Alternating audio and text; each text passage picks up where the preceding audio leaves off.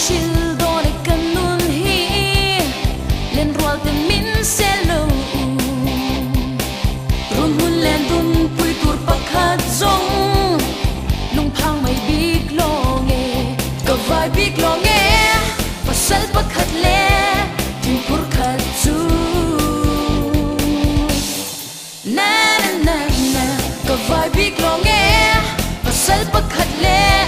tin phurkhat chu na na na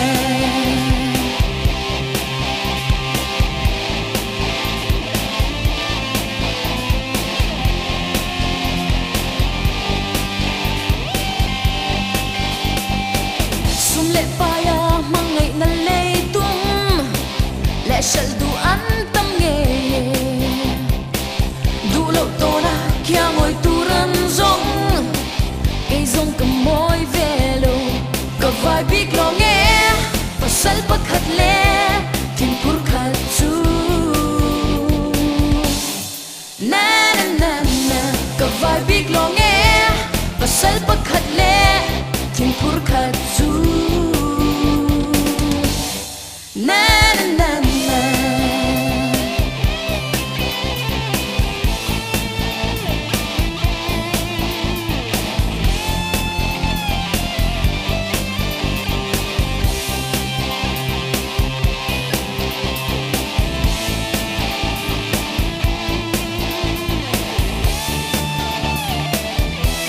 ka vai big lo nge pasal pakhat le tin phurkhat chu na na na ka vai big lo nge pasal pakhat le tin phurkhat chu na na na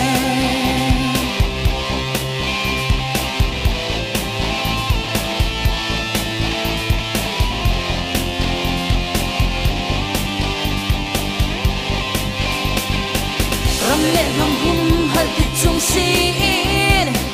la nu min selem lo ni nam dang to ra zo na thak la nu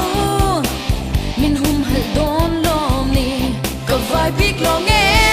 pasal pakhat le tin phurkhat chu na na na ka vai big lo nge pasal pakhat le tin phurkhat chu